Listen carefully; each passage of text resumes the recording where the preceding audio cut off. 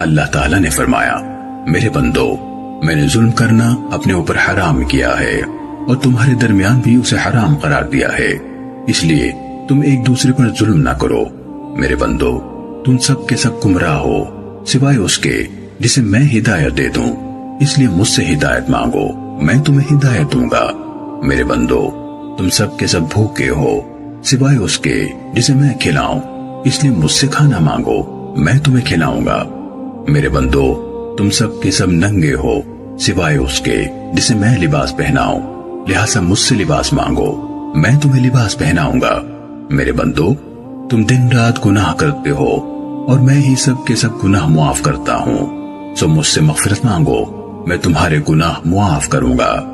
میرے بندو، تم کبھی مجھے نقصان پہنچانے کی طاقت نہیں رکھو گے کہ مجھے نقصان پہنچا سکو، نہ کبھی مجھے فائدہ پہنچانے کے قابل ہوگے کہ مجھے فائدہ پہنچا سکو۔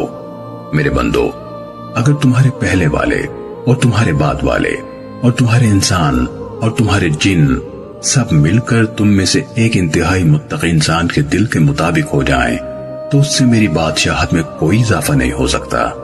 میرے بندو، اگر تمہارے پہلے والے اور تمہارے بعد والے اور تمہارے انسان اور تمہارے جن سب مل کر تم میں سے سب سے فاجر آدمی کے دل کے مطابق ہو جائیں تو اس سے میری بادشاہت میں کوئی کمی نہیں آئے گی۔ میرے بندو، اگر تمہارے پہلے اور تمہارے پچھلے اور تمہارے انسان اور تمہارے جن سب مل کر ایک کھلے میدان میں کھڑے ہو جائیں اور مجھ سے مانگیں اور میں ہر ایک کو اس کی مانگی ہوئی چیز عطا کر دوں تو اس سے جو میرے پاس ہے اس میں اتنا بھی کم نہیں ہوگا جو اس سوئی سے کم ہوگا جو سمندر میں ڈالی اور نکالی جائے۔ سعید نے کہا، ابو ادریس خولانی جب یہ حدیث بیان کرتے تو اپنے گھٹنوں کے بل بیٹھ جاتے۔ صحیح مسلم حدیث نمبر 6572۔